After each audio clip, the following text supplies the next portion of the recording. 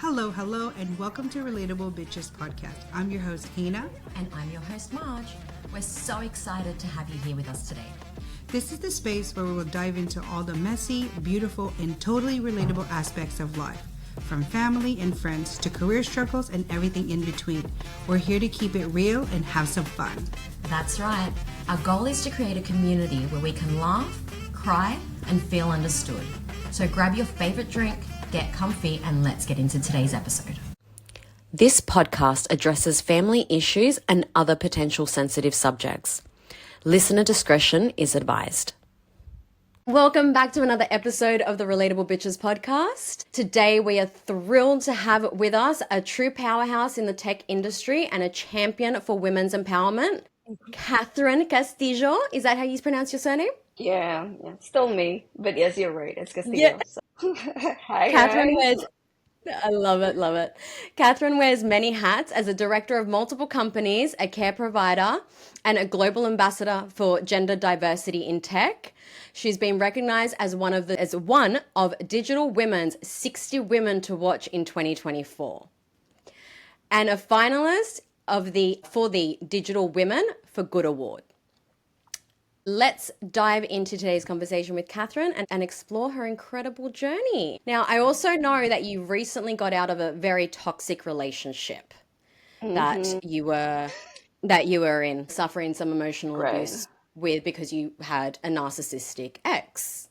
So we will be diving into some of that today as well, because we do want to talk about the sort of isolation and some traits when it comes to narcissism and things like that, because I think a lot of people believe that it's, narcissists are portrayed as the villain in the story. Right. It's you should know what they were like because you should have seen the signs. But the signs are so subtle that often it's actually overlooked and we don't realize it at the time that we're in it. When we're going through it. No, you're right about that. So, let's get into it. Let's find out from you yourself what you've gone through, ensure that our listeners know that they're not alone in these situations. I'm sure there's many of our listeners that think that I'm in a toxic relationship. How do I get out? And, what I loved about your story, not in a sense of, I love what you went through. No. What I loved about your story is that you were so strong that you had to leave a country to go back home to family and things like that. You weren't even in the same country as your friends and family at the time. True. So there's that sort of extra level of isolation that's added to that. Right. No, you're right about that. So I think I would like to start off by saying that right now I'm not in Sweden. So I've lived in Sweden for over 5 years. I do have a backstory to tell, but we're going to have this podcast anyway. So I haven't seen my mom for over 5 years. So right now I'm currently with her, just trying to catch up, make time and all that. But I think one of the takeaways that I would like everyone to know is that when you find out that you're in that kind of relationship, a toxic relationship, be it like, let's say you were the one discarded or you were the one who kind of like, broke up with your partner, it's very important for you to have that space. And I say this because usually, abuse dynamics is very complex. I am a licensed nurse, just to kind of put that in there. I'm a licensed nurse. I'm also currently in school now for narcissistic abuse, like a certification program under specialized trauma. So I will be speaking here on behalf of to tell you about my experience, but at the same time, I could also back it up, with evidence and science backed and all that. So the fog is really thick when you're in that situation. And when you kind of get out of that, environment, and me, I went as far as escaping or leaving the country, so to speak, because I haven't seen my family because of this relationship as well.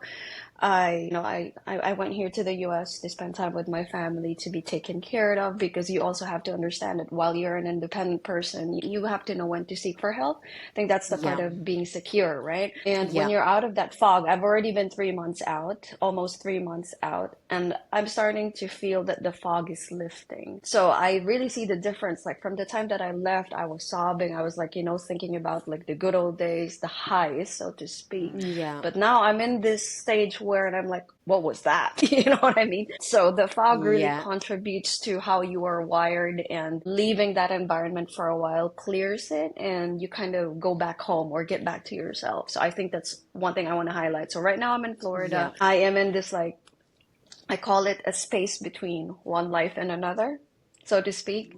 So Beautiful. I'm just trying to heal and recover, do my therapy, do school at the same time. I want to make sure I don't tip off the balance, the balancing scale. I want to intellectualize but still feel at the same time. And I just want to go through it in a way that, you told the audience about the things that I've done in the past. I want to make sure that I get to use those strengths and put them into use, because this is the time when you feel that you need your esteem to be in play, right? I mean, that's Yeah. what you lose in that relationship. And Yeah. if you're Yeah. aware of that, then you start doing, esteemable acts. And for me, it's really been so good. I've been on Threads sharing my notes about my experience, textbooks, reconnecting with my healthcare peers. So I can't say great. No one wants to be in that kind of situation, but I could really feel myself like getting out of that. So, Yeah, yeah, definitely. One of the things that I've even just listening to you speak now was when I spoke to you a month ago. It right. was when we actually sat down and did the screening for this podcast. It was quite Yeah. an emotional conversation. Hmm. We for a 15-minute screening, we were still on the phone like an hour and 20 minutes later, connecting through our own trauma and past and things like that. And it already Right. feels like you've come so far. Now, what would you say Mm. to women? Because you have accomplished so much. You are Right. quite strong. You're so resilient. And a lot of people would look at that and go, but how did somebody with that sort of capacity fall into that narcissistic relationship? Hmm. Sometimes believe that the stronger that you are, sometimes the more Hmm. susceptible that you are, because love bombing is a real thing. Oh, it is. And when you are so successful or so strong, sometimes when we feel that sort of, oh, somebody can take care of us, or we have that inkling of this feels different. And we don't know yet if Right. it's a good or different or a bad different, but because it's different, we give it a go, we try it. Hmm. Yeah. And it's like, sometimes we can get upset at ourselves because like, oh, we knew better. I should have known Right. better. I should have not, I should have seen the Hmm. signs. But I don't think I think sometimes the stronger you are, you are actually a little bit more susceptible to actually Okay. falling into these narcissistic relationships. Please tell me if I'm wrong or not.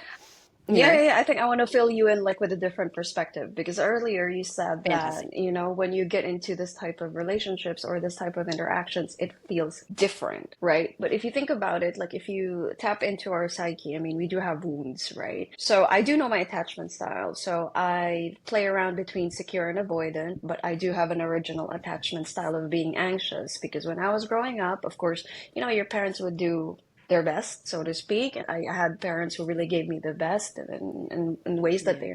they know. But I also know that one thing that was like inconsistent growing up was that emotional connection. Sometimes our parents are just so focused on providing what they think is best, like sending us to good school, providing us nannies, all these things. I've had that growing up, and I'm very grateful for my parents for having the best, so to speak. But like emotional connection is something that had been inconsistent. So I'm aware of these, and that's why I've been in and out of therapy for different reasons, for me getting to know myself, for me to correct certain things. Or in the past, like I would bring partners to therapy because, I've had like long distance relationships, different engagement, different types of like setup, so to speak, and communication is very important. So I Yeah. had been the type of like curious person, right? But going back to what you said, it's different if you think about it. If you had those wounds, I'm gonna, talk about my experience, right? So if I had those wounds, I went to therapy to kind of correct it. And then eventually in my adult relationships, I knew, and I had portrayed like a secure and avoidant attachment.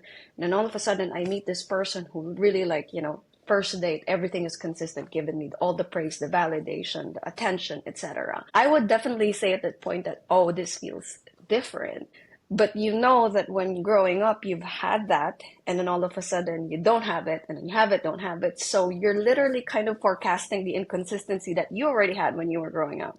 Does that make Yeah. sense? It's like Yeah. old Yeah. wounds trying to play out. So it's not, that's pretty much what you would think the first time. Oh, this feels different. But actually, it's subconsciously, this is something that you were already familiar with. That's Yeah. another perspective that I want to kind of put in there.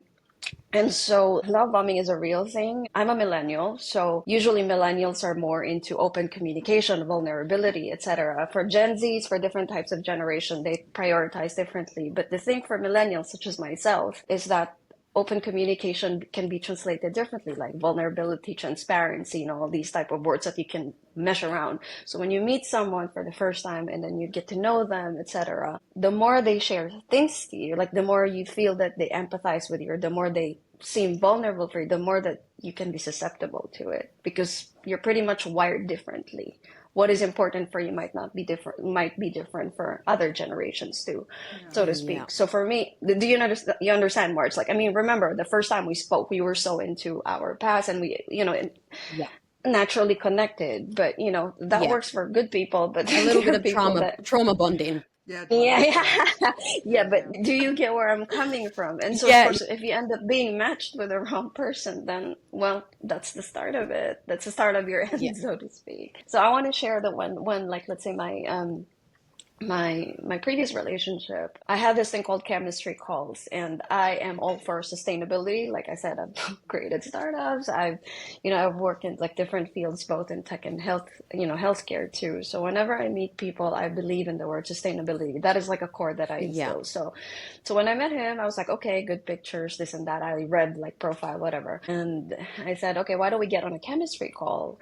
And he was like, what's a chemistry call? I was like, just get on video and like see how it goes and whatever.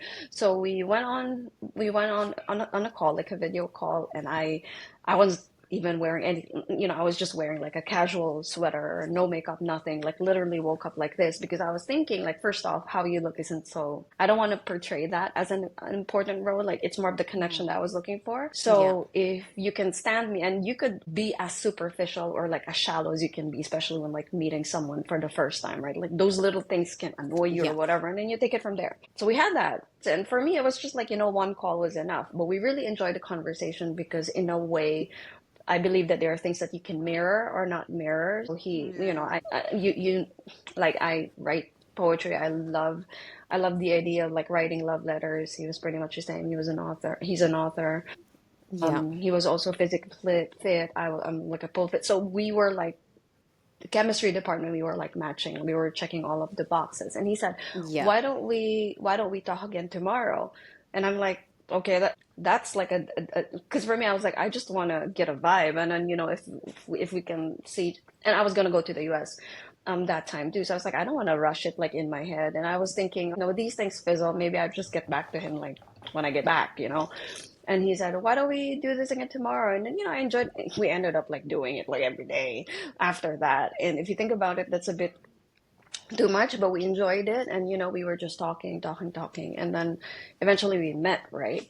And I think we met, and then we had more conversations. I think this is the part where I kind of just want to highlight as well. When you meet someone, they really put their best, foot forward, right? So when I met him, he gave me gifts the first time we met, and he even drove me like 50 minutes from home. And he said that he did it because he knew that I enjoyed being in my father's passenger seat, and I liked the idea of just being. So he was paying attention. I have to highlight these information. Yeah. Because this takes a turn later, which he barely remembers anything about us. Like it's just, who is this person? Okay, so anyway, then right after our first meeting, he even brought us to the jetty where he reflects. So it's like painting this high reel kind of day. So he brought me. He brought me to his jetty where he would self-reflect. He even brought me to his house and showed me around, stuff like that. And right after that first day, he created a playlist for us. He brought me home. He even created a celebrity name for us. Those are like 3. And for a person who's been, like you said, strong, independent, at the end of the day, we want to be taken care of, right? And if you find someone who kind of matches you, checks all the boxes in the chemistry department, all of a sudden he's giving you all this attention, like, what can go wrong? Mm-hmm. And then, of course, I have a list of what can go. So and that's your next book. Yeah. And there are like stages to this. Like they say, so first off, I just want to be clear that love bombing, whenever they say that it's a tactic, it doesn't mean that they they are aware that they're doing it. Okay. So just for the Yeah. record, because like some people, they think, oh, they start off as being manipulative. No, because they have like this ego as thick as a mantle of the earth. They really don't, kind of Yeah. like what we talked about earlier. You say it's different, but actually it's familiar. We all It's have our familiar. blind Yeah. spots. Exactly. And that's pretty It's the much it. rose-colored glasses. Yes. Yes. And at the same time, it's also their, it's like a wound as well that they're trying to heal for themselves, such as, if you're Yeah. anxious, if you're, so we're all working on our defense mechanisms or like things to kind of prevent us from feeling pain. So usually from a narc side, they end up love bombing you and doing this and that. And it's because like on their side, they do have a wound of like neglect and abandonment as well. And they just want to be able to get that validation from you. And if they put their best foot, you know what I mean? So there's like a science behind it. So I'm just saying that, they don't start off as like, oh, I'm going to manipulate. No, not like that. Some people, they just don't know. I mean, they're egocentric. Like they have no clue what they're doing. That's why they're the last persons to go, like last people to go to therapy, because they think it's everyone else's problem. It's everyone else, but everyone Yeah. in the universe is the problem. I'm perfect. Yeah. Yeah, I remember too. You really have to pay attention, by the way, because like they love mommy, like they do all these grand gestures, praises, validation. But you would find gaps if you're very careful about it, or if you know what to pay attention for. You will find gaps. Like one of the gaps I found was so there's this tactic that there's this tactic. It's called life disclosure strategy, wherein they kind of like share their life with you, be it like a divorce, a failed marriage, relationship, etc. And then from there, or even like, cheating instances in the past where they made mistakes, and they kind of test you of your thresholds, how you will react, how would you. And again, they Yeah. don't do this like manipulatively, like sometimes they just do it unconsciously, right?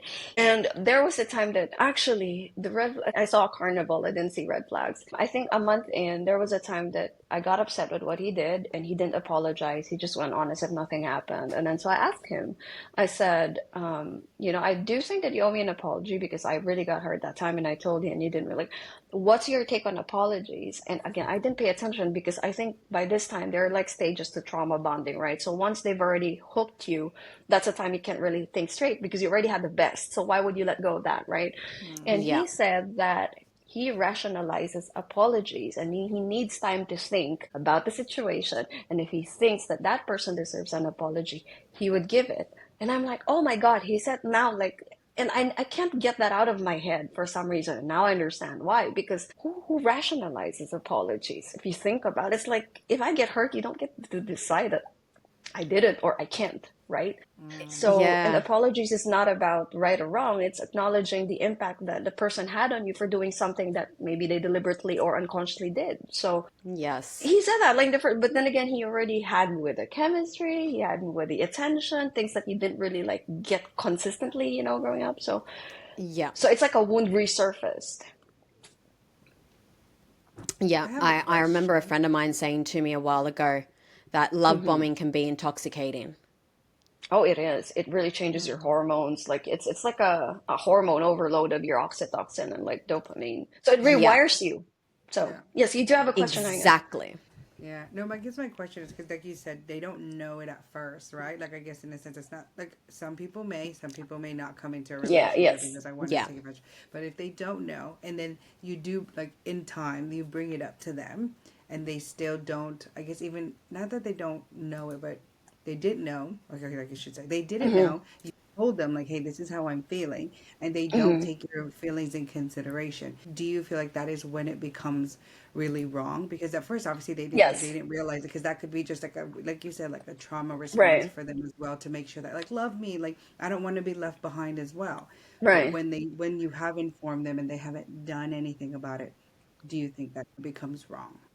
Yes, I think that's the time that it becomes wrong, and that's the time you have to start deliberating on the relationship. Because, like, as you know, we're all on a spectrum, right? There's a diagnosed end, and there's the subclinical end, wherein you don't really have enough data or you don't have enough traits or the strength of your traits in order for you to be diagnosed. But remember, when you're diagnosed, it doesn't mean that you create abuse dynamics, because when you're diagnosed, it means something in your life happened. You ended up going to therapy, correct yourself. So there's like less of that, right? But there are some who are like not diagnosed. These are the ones who's like, no, it can't be me. It's like someone else's problem, etc. And these are the ones that actually create relational harm. So again, I can be vain, but I'm not hurting the relationship. I'm giving an example, like just to oversimplify it. Like I could be like, maybe I think high of myself, but in the relationship, there's no way that I can project that. Maybe I would still apologize, or I would, because it's like a cocktail. You know what I mean? It's a cocktail of traits, and at the end of the day, it's a chemical reaction. So if the output rather, is something that creates abuse dynamics, then that's what makes it a pathological relationship. This is what we call it clinically, and there's like 3 types. There's a narcissistic abuse. People think it's just like pop psychology because that's what we call it, but there's a clinical study for this, and that's what I'm taking right now. So there's narcissistic abuse, psychopathic abuse, and toxic relationships. So a relationship can be toxic, but not necessarily narcissistic. But a narcissistic relationship can definitely be toxic. So they're like, so I'm just trying to explain. So yes, to answer your question, Heinna, yes, of course. I mean, you can be you can be diagnosed and not create abuse dynamics, but you could have like less strength of your traits, but create an abusive dynamic, especially like in this case, right? So example, if you're the type of person who doesn't take accountability, you think everyone else is wrong with you, then what do you do with your partner? You isolate your partner, the partner ends up like losing themselves. And, from the love bombing to the devaluating phase, your partner ends up having cognitive dissonance because you're literally getting your source of pain and power from the same person, and that creates like your partner becomes, it's like crazy making in that sense, and that's what makes it not healthy. And then that's when you have to start like evaluating the relationship, so to speak. Yeah. Yeah. I love that. Thank you. Yeah. Yeah, a bit too far away, so good. Yeah. I wanted to ask, so a lot of my single friends right now, like my millennial single friends, let's just stick to the millennial sort of people at the moment. I keep hearing now at the moment, it's like, it's getting harder to date because now it's like, it's gone from traditional dating, meeting somebody at a bar or at a restaurant or something like that. And to, the digital world of social media, dating apps, that sort of stuff. Do you think that has created a bigger, or do you have any opinion on this at all? Do you believe that it may have been that it is now creating more narcissists or more narcissistic behavior in people, or more toxic traits because you don't get to actually be in front of that person, you're not vibing with them, you're not, how do you see all of that? Do you think that there's been a change? I just had this conversation the other day where the question was, do you think that it has become like more prevalent like these days, like more people end up being narcissists, so to speak, or is this just because of social media? And it was just like a broad type of question, and the way that I answered it is more like, Gaslight, the movie. So this movie is a movie like in the 30s, and this is where we actually got the word gaslighting. And remember, narcissism or narcissistic abuse is not about the diagnosis of the partner, but rather patterns of gaslighting, manipulation. Gaslighting is part of manipulation, by the way, like creating relational harm. So if I were to answer that question, I think we just now have the technology and the information to name things, to name concepts, to name everything that's been going on. Because if you think about it, the origins has been there since the phase. Studies have been there, but come on, these are like scientific papers, academic papers. Now we have social media to translate it in a way that is easily digestible to the general public. So now there even became like this term called pop psychology versus psychology, right? And there's nothing wrong with those because it's the accessibility that counts. So to answer your question, I think the concepts, the situation has been there. We just now have the technology, the vocabulary even, and the channels to actually spread the message across, right? I'm just going to give an example. So like, let's say how the generations before.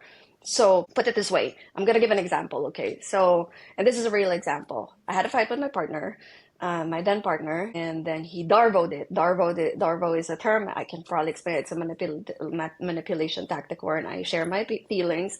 He disregards it or maybe gives another conflict that is like maybe more heavier than mine. And then I end up apologizing for my feelings and his. And then it ends and I end up being angry and I end up being resentful, right?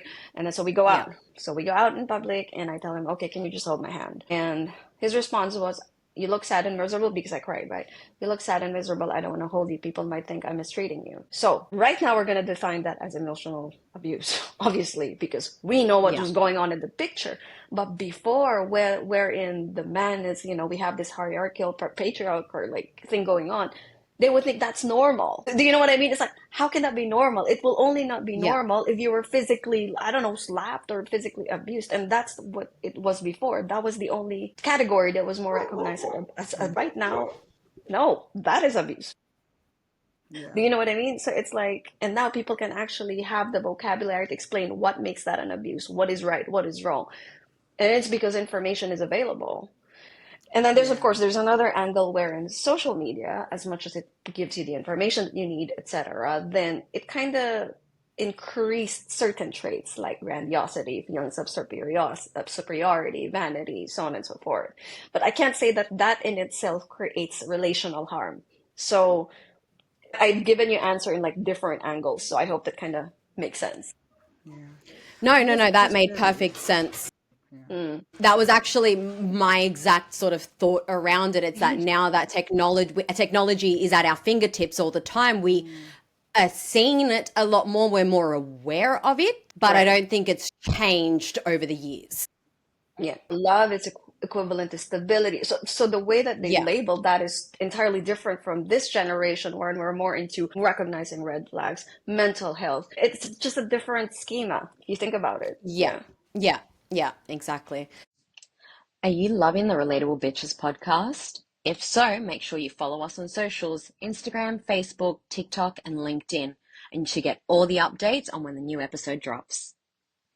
I was just going to say, because social media, I think, and you guys can tell me if I'm wrong, right? I think also with social media being so accessible, sometimes also things could be perceived wrong, I guess you would say. Because some people, I truly believe that if you have been into one situation and then somebody has been in one situation, even if you watch the same video, and if it's just a clip it, right? Like they're only talking about one specific thing. Do you think that even correlates, or I guess you would say, benefits and disbenefits of people going through? Like for me, I feel like for a bit when I was going through things, I would watch little snippets. So I thought it was like, oh, that's good enough for me. That's good enough for me. Not until I actually spoke with a professional and I laid out what was going on that I kind of understood the things that I've done right and I've done wrong. So do you think with social media now, I mean, I don't want to go into just all social media, but do you think it's okay? I guess to say when you are sharing with people things about in social media, we should kind of not thread lightly also as well. Yes and no, because there is, every person has a different situation, and I think also the advice is different coming in from different angles. So I guess in the sense where if somebody was to go is going to through something similar as you, how would you help? Like, where would you share? Where would you tell them to go? How would you let them kind of start their journey into healing and all that stuff? Right. Yeah. So I'm gonna answer this in a way that to tell you a story, okay? Because no worries. That's good. That's good. Yeah. So first off, I'm not a social media person. Until now, I could say that, even though I'm in threads, right? So even when I was running, our startups, etc., I would have access to our social media marketing, all these type of channels. But we do have people to work on that. So going back to your point, I think at the end of the day, it's about the user, which is me or you, so there's that part. And there's another part that you're talking to a healthcare professional. So which means my go-to would always be go to a healthcare professional because they know better. And I'm going to explain this better. So like, let's say NPD as a diagnosis, narcissistic personality disorder. You can interchange that with PTSD or CPTSD even. So sometimes when you read something, just a snippet, like you said, oh, I had all these symptoms, even the dissociative. But if you think about it, it's like, okay, and then all of a sudden you believe what you seek, right? It's natural for us that when we're going through something, we try to find meaning. We try to find the why. We're trying to find something to hold on to because that's what keeps us sane. That's what our brain works. So when we go to social media, we believe we find what we seek. So if we end up finding all these symptoms that we kind of associate ourselves to, then we believe, okay, this is what we're going through. You know what I mean? And you may be right, you may be wrong, but the best way to go is to go to a professional, because I'm already telling you, like, some people might have like an avoidant tendency. Some people might have dissociative tendencies and like the lack of accountability even. And you would be like, okay, that's a narc. But if you're going to ask me as a person who's actually in school, who has experienced it, the NPD can actually be that can be the output of a trauma. You know what I mean? Because these are, do you get me? I don't want to like go through the scientific of it, but there's like similarities, differences between CPTSD, which is not in the DSM-5, PTSD, and NPD, and those can coexist either, coexist even. So it's very complicated. So I think to answer your question, it's like, at the end of the day, it's about knowing if you were harmed by the situation. Even to say that narcissistic abuse, it's not about the diagnosis of your partner. It's about the impact that it had on you, those patterns of manipulation, of gaslighting, of all these things. So if you had those and it was consistent, it was pervasive, of course, I can go on with the list, right? And then you go talk to a professional, then you definitely are in that kind of situation. So I think you have to regulate your usage, and you also have to fact check. But at the end of the day, it helps to talk to a therapist. The funny story is that earlier I told Marj that I've been taking my cohorts, I've worked in a psych ward, I am a licensed nurse, I've done in tech, you know, and this is not because like it's to show off or to brag. I just love life too much, and anything I could get my hands on, I'm just too passionate. This relationship turned me into some, you know, shell of myself, like really voided, like I ended up just not feeling myself anymore. So that my point was, I ended up not knowing myself in that relationship. He started blaming my anxiety as the third person of our relationship. He was the one who forced me to go to therapy. And me being a ride or die, and my personality, my big 5 traits can even explain that. Usually when you are high in agreeability and high in conscientiousness, you happen to be this, you're susceptible, you're marketable to these types of people, whether consciously or unconsciously, right? Because you're the type of person who will give everything, who will be loyal, blindly loyal, and so on and so forth. So I went to therapy. I'm a healthcare professional. And you know, okay. No, so I went to therapy for it. And the reason why I went to therapy, I'd been telling my therapist, oh, it's because my anxiety resurfaced with all the life changes that's been going on. But in my head, I was protecting, you know, like a side of it wherein the conversations that I've been having with him was really, I don't know, I just felt mistreated, but not mistreated, but because like he love bombed me and I kind of developed this stability through him. You get me? It's like a bit of confusing that time. So I did stick to what was clear to me, which was the life changes that I was going through. So I went to I went to my therapist.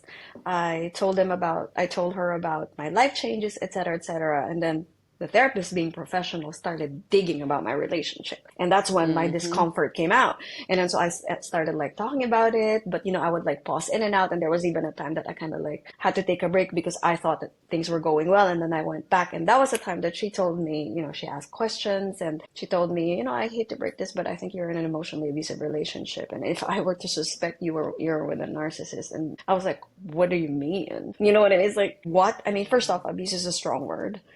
Second, how can I even not? Because in the relationship, we would even make fun about, oh, we're not narcissists because you're too humble. You know, it's just like pop psychology terms. I didn't even like, you know, I didn't even take seriously. And you know, at first when we were being together, because it was like, oh, I love you. You know how love bombing works. And he was like, I even joked about, oh my God, this might be a trauma bond. And he was like, no, it's not. And we were just laughing. I'm like, oh my God. I mean, you know what I mean? It's like, because you just hear it. You don't really know what it means. Or you hear what a narcissist is.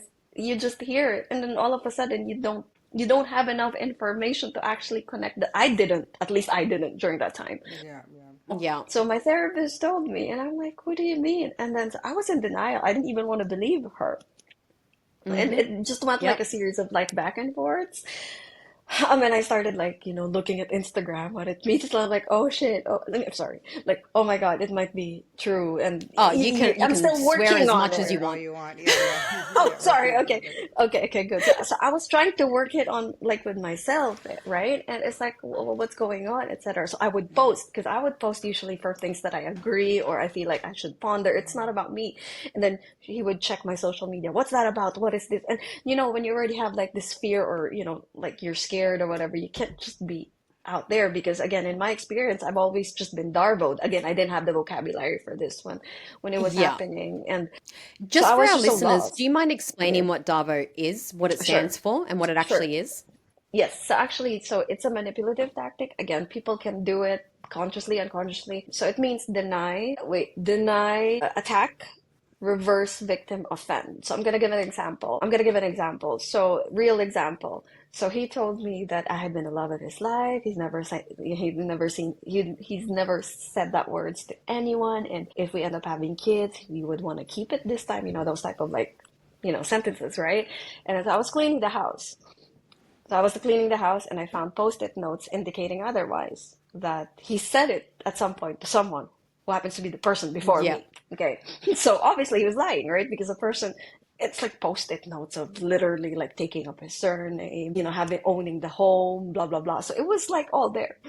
So I told him Yeah. I was upset at him because like he lied.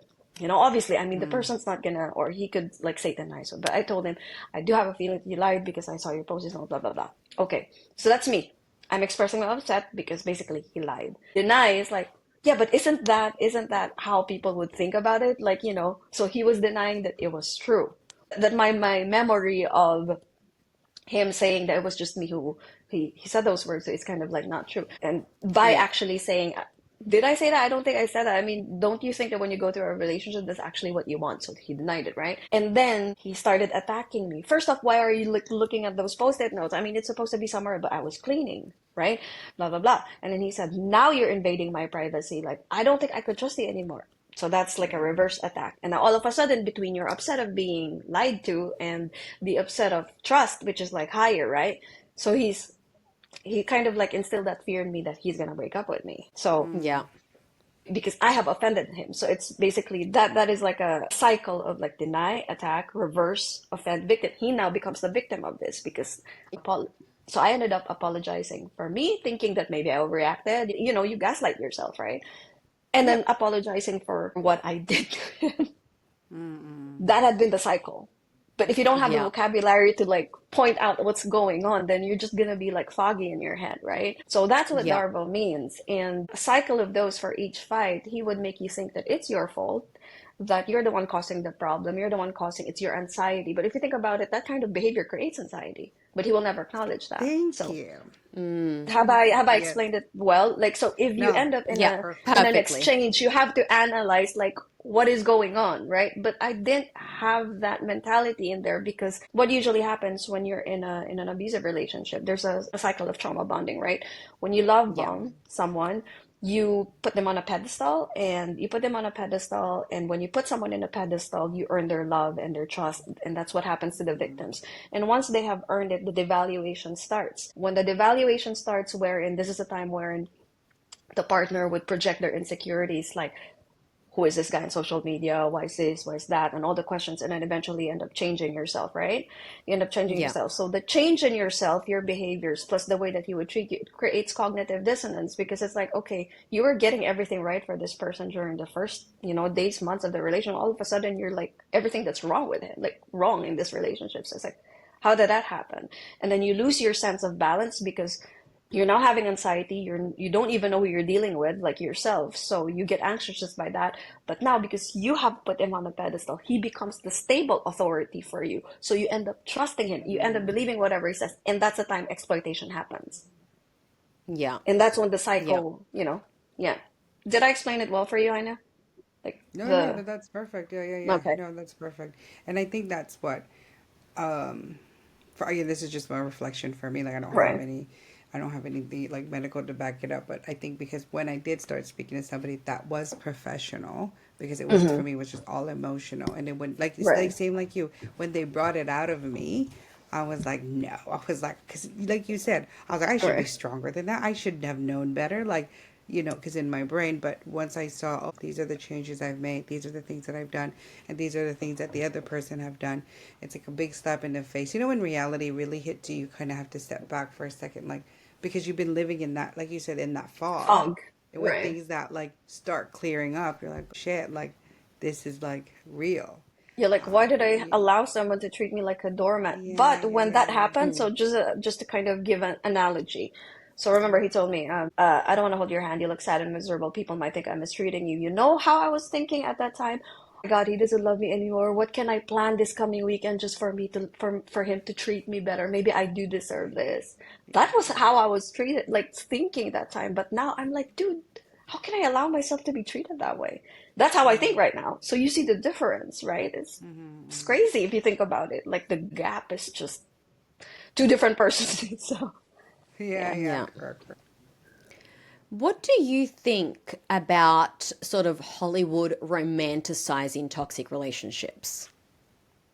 I think that is very harmful. I think we grew up with Disney and we grew up with this. Yeah, we Oh my did. God, like so it's And now funny. you can turn on Netflix and watch 365 days without an adult in the room.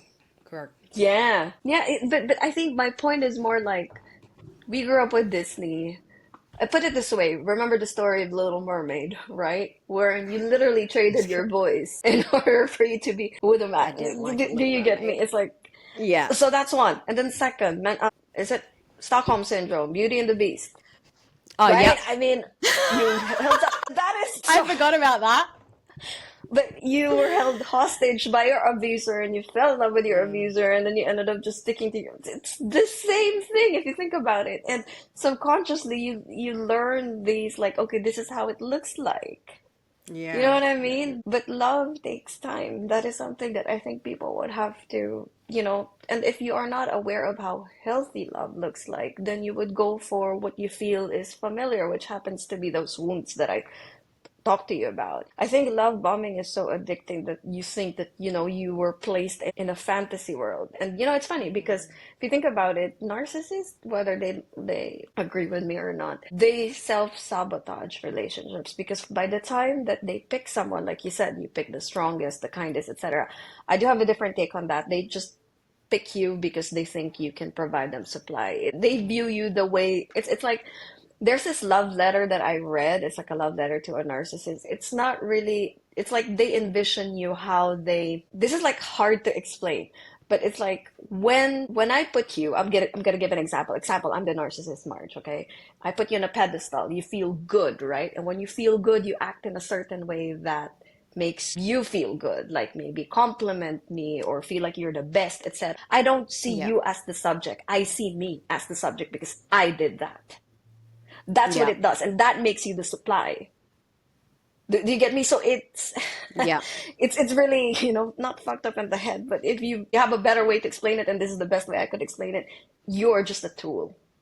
Yeah. So when they put you on a pedestal, because that's their own doing, it's literally seeing themselves through you or using you. And then eventually, when the relationship requires more depth or investment, even their empathy falls off from there because they're just using cognitive empathy. You can only meet a person for as deep as they have met themselves. You know that code. And cognitive empathy can only do so much. So once you start hurting your partner in ways that you probably can't really figure, that's when it comes out. It's like, you're overreacting. What are you talking about? You shouldn't feel hurt. Ask other people. They're not going to react this way. So if that is more important than actually what you're feeling, then you're with one because that creates harm. You don't even have to be a narcissist to say that. You're Yeah. in a toxic relationship to just be with someone who's like that. And going back to the love bombing, it starts with that Hollywood look. You love that? I love that too. It's called mirroring. I remember, Yeah. when I met my ex, he was monogamous. And like I said, I've done like different setups. I've done monogamous, open, I've done polyamory, blah, blah, blah. So when we met, I still believed in polyamory. He went as far as to mirror my thoughts by saying, I don't believe that, but I think, you kind of like mirror a person. And he said, he gave in a situation before that he was with someone like a monogamous relationship, but he ended up like loving someone too. And he didn't do anything, like he tried to like protect himself. But you get me, you would go as far as Yeah. meeting someone in order for you to be loved and to be validated. And that's a sickness in itself. I mean, that's a wound right there if you hear it, right? Because you Yeah. want to be validated. So, in order for them to be validated, they really have to put on a good show. And this is when love bombing happens. I think it's very harmful if you ask me. Just watch Disney shows. You could literally name a mental illness for every. Culture.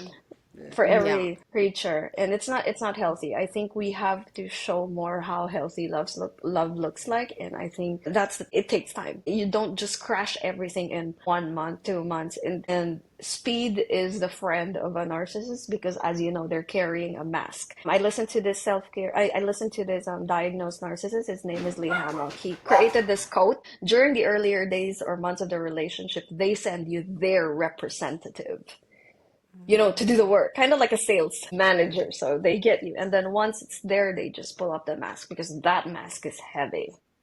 Yeah, yeah, yeah. So it is their friend. And that's why, you have to see a person in all seasons. I think that's what I could. That's very true. I guess my last question is, especially for our listeners, like, of course we all have been through a lot, like in general, like everybody has gone through something in their life. What do Right. you feel like is the positiveness out of this, that you, like right now, you're sharing your story, and I'm sure others will relate to you, be able to, be like, yeah, well, she can do it, so can I. What would Right. be your positive out of this situation? Like, I guess I your think takeaway of, yeah. it's funny because, like, for me, the positive of this is to focus on the negative. I know that's kind of like Oh, yeah. ironic or a paradox, but one thing that I disregarded when I was in that relationship, even all the way to up until now, but now I'm starting to pay attention, is the feeling of anger. We usually associate anger as a negative emotion or something that is displeasant, so to speak, but anger is an emotion that is secondary. It comes from first types of emotions, and it basically tells you that you're being mistreated, justice needs to be served, that you need to get out. So you have to pay attention to that negative emotion. Anger is the one that moves you, sadness is the one that keeps you where you are. So I think the takeaway that I would want to give is, like, those negative emotions you feel, pay attention to it, because those are the emotions that would lead you to a positive space. I was so angry, I didn't pay attention to it during the relationship. And in fact, I was blamed for my anger, for my quote unquote jealousy, because you end up having this mirror cycle going on, wherein they project their insecurities. It becomes a learned behavior, but they Yeah. reinforce the narrative that you're the one who's, this and that. It's actually them. They just created the environment for it. And I was so angry because I know I wasn't insecure. I know I wasn't anxious. I got over this. Like I said, I fall within the range of secure and avoid. I'm not saying being avoidant is healthy, but at least I know myself, right? So I already know what I was not, and I was getting angry, and I didn't really pay attention to it. Instead, I paid attention to him. So until such time that he discarded me, and that was the time that I think I was set straight that, okay, my therapist was right. I should do the right thing, which is like to stay out of the situation for a bit in order for me to clear the fog. I was so angry. I was so angry at myself, to be honest. I was so angry at him. I was so angry at, like, everyone who didn't speak up. But, obviously you wouldn't believe them. I mean, even my therapist, I didn't believe my therapist, right? So you can blame that, right? But the anger led me into taking up my certification program in trauma. It led me to rebuilding my self-esteem. It led me to meeting friends. It led me to people who actually experienced this way ahead of me. So I feel like I was living under the cave, like under a rock rather, and all of a sudden I'm out there and I'm seeing, oh wow, this is something that is worth talking about. Because apparently 70% of survivors actually hope that they could have known all of this while they were in a relationship. And I want to be part of that. I want to be part of that community, right? I want to be part of that solution. So to answer your question, I think you have to pay attention to those negative emotions and turn it into a positive one. It will just happen. This is what happened to me, and so I believe it can happen to anyone too. Yeah, love that. Yeah. Thank you so much. Yeah. And thank you for tuning in to the part 1 of our episode. Stay tuned for next week's part 2. There's a lot more interesting things coming up, and we can't wait for you to hear it all. Thank you. And that wraps up another episode of the Relatable Bitches podcast. We hope you enjoyed our chat today and found something that's resonated with you. If you loved what you heard, don't forget to subscribe, rate, and leave us a review. It really helps us reach more relatable bitches like you. And remember, you can connect with us on social media. All links are in the description. Thanks for tuning in. Until next time, keep it real and stay relatable.